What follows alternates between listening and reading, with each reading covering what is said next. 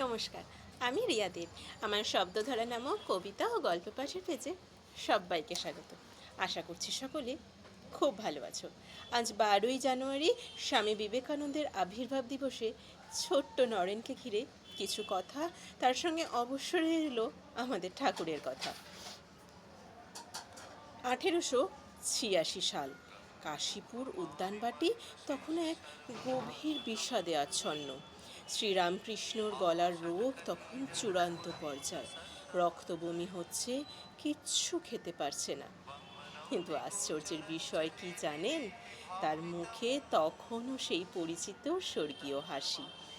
শরীর যন্ত্রণায় নীল হয়ে যাচ্ছে, কিন্তু তার মন পড়ে আছে ঈশ্বরের চিন্তায়।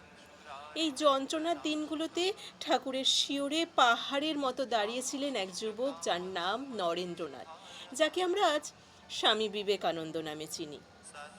বাবার মৃত্যু, ক্ষুধার জ্বালা, সব কিছু ভুলে নরেন পড়েছিল তার গুরুর সেবায়। নিজের হাতে গুরুর ক্ষত পরিষ্কার করা থেকে শুরু করে তাকে খাওয়ানো, সবটাই নরেন একা হাতে করত। অবশ্য তাকে সাহায্য করতেন তার কিছু গুরু ভাই বোনেরা। মৃত্যুর মাত্র 2 দিন আগের ঘটনা।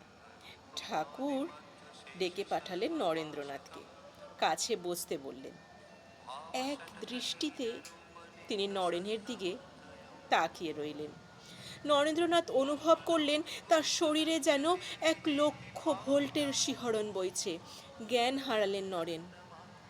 যখন চেতনা ফিরল, নরেন দেখল ঠাকুর কাঁদছেন আর অস্ফুট সুরে বললেন, আজ তোকে সব দিয়ে আমি ফকির হলাম, এই শক্তি তুই জগতের অনেক কাজ করবি।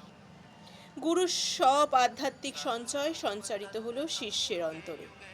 16ই আগস্ট আগের রাত নরেন্দ্রনাথের মনে এক সন্দেহ জাগল।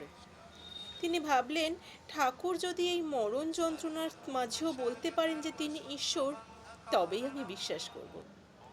অন্তর্যামী রামকৃষ্ণ মুচকি হাসলেন, নরেনের কানের কাছে মুখ নিয়ে বললেন, যে রাম সেই কৃষ্ণ, সেই এবার সশরীরে রামকৃষ্ণ।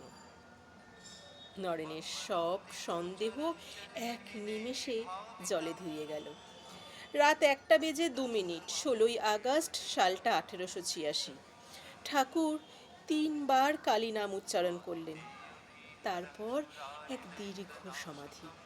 ডাক্তার এলো, পরীক্ষা করলো, কিন্তু সেই সমাধি আর ভাঙল না।